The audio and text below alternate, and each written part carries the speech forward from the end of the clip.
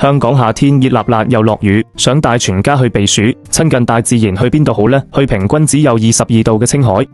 過一個8天深度夏日假期。今次行程真正嘅期間限定，我哋撞正7、8月最美季節，帶你睇震撼全網嘅門源百里油菜花海，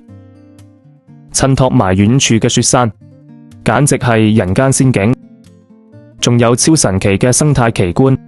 成千上萬嘅黃魚逆流洄游，帶小朋友嚟睇就最啱啦。今團最大亮點係我哋重本安排入住沙漠孤獨星際系列酒店網紅星空度假村，你可以揀 U 團嘅穹頂星空房，夜晚躺喺床上透過透明天幕睇滿天銀河，或者揀正團嘅小木屋別墅，體驗極致嘅大漠野外奢華，一家大細一定玩到唔捨得走啊！美景當然仲有好多啦，包括有小瑞士之稱嘅卓爾山，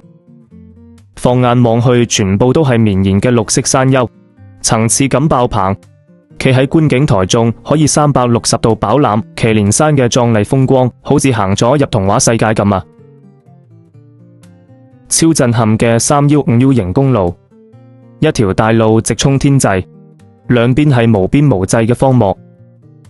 世界唯一嘅水上雅丹地質公園，無數座歷經風沙洗禮嘅土丘，好似巨型艦隊咁浮喺碧藍嘅湖水上面。仲有大柴蛋翡翠湖，好似散落人間嘅綠寶石，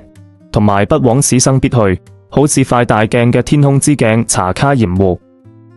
置身其中，真係分唔清邊度係天，邊度係地，最啱打卡，張張相影出嚟都係拍緊大製作啊！玩得開心更要食得地道，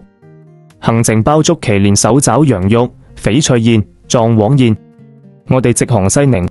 團費6999，暑假只辦3團，7月14、7月28、8月25號，名額有限，即刻聯絡我哋啦！